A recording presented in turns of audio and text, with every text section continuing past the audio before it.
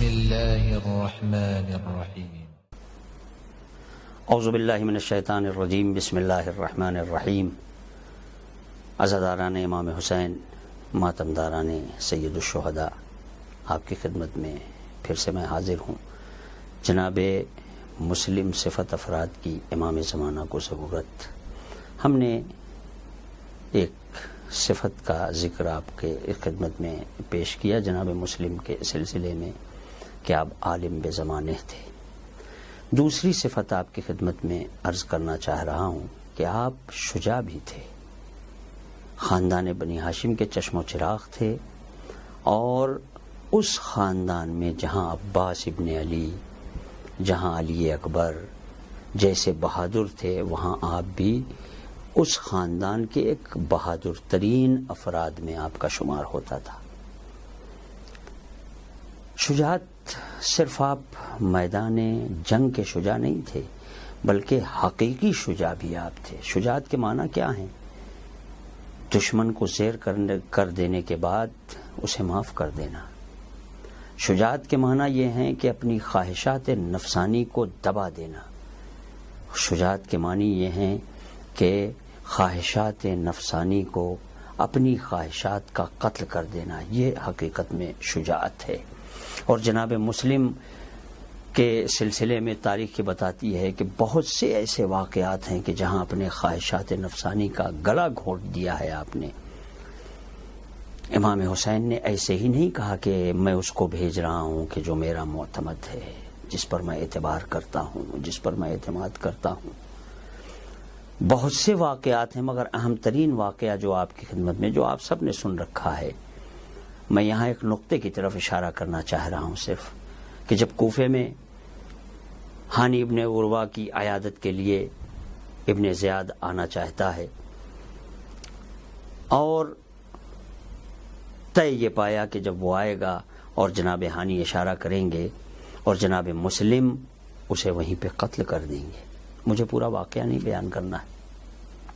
ابن زیاد آیا، اور آنے کے بعد جناب ہانی نے بار بار اشارے دیے کہ جناب مسلم آئے اور آنے کے بعد اسے قتل کر دیں، مگر جناب مسلم نے ایسا نہیں کیا. اور جب ابن زیاد چلا گیا تو جناب ہانی نے پوچھا بھی کہ کیوں نہیں آپ نے اقدام کیا؟ اس لیے کہ اگر آپ نے اقدام کر دیا ہوتا تو آج یہ فتنہ و فساد کا بانی یہیں پہ ختم ہو جاتا، یہ بنیاد ہی ختم ہو جاتی، یہ سارے فسادات ختم ہو جاتے. جناب مسلم نے کہا کہ میں کسی کو دھوکے سے نہیں مارنا چاہتا. شجاع اور بہادر وہ ہے کہ جو مد مقابل کو مقابلے میں مارتا ہے، دھوکے سے نہیں مارتا. اور اس کے بعد آپ نے جس نقطے کی طرف مجھے اشارہ کرنا ہے وہ یہ ہے کہ اس کے بعد آپ نے رسول خدا صلی اللہ علیہ وآلہ وسلم کی حدیث بیان کی کہ مومن وہ ہے کہ جو دھوکے سے حملے نہیں کیا کرتا ہے. یعنی جناب مسلم سیرت النبی پر بھی عمل پیرا تھے، اور سیرت النبی کے عمل پیرا ہونے کے ساتھ ساتھ آپ نے حدیث بیان کی کہ رسول خدا یہ فرماتے ہیں اس جگہ پر. عزادارو، اس کا مطلب یہ ہے کہ مسلم کی ایک صفت یہ ہے کہ وہ دھوکے باز نہ ہو. امام زمانہ کا جب ظہور ہوگا تو امام زمانہ اپنے چاہنے والوں کو اپنے چاہنے والوں سے یہی چاہیں گے کہ ان کے چاہنے والے بھی دھوکے باز نہ ہوں. ہمارے سارے ائمہ طاہرین آپ دیکھ لیجئے کہ کہیں بھی آپ نے نہ میدان جنگ میں نہ کہیں اور کہیں بھی، نعوذ باللہ نعوذ باللہ نعوذ باللہ، کبھی بھی دشمن کو دھوکے سے نہیں مارا ہے. ہمارے ائمہ طاہرین نے کبھی کسی کو دھوکہ نہیں دیا ہے. 2 4 کی طرح بات کرتے تھے. حق پر ہو تو ٹھیک ہے، باطل پر ہو تو غلط. ایسا نہیں تھا کہ ابھی کچھ بعد میں کچھ. لہذا جو ائمہ کے چاہنے والے ہیں، محب ہیں، ان کے اندر بھی یہ صفت نہیں ہونی چاہیے.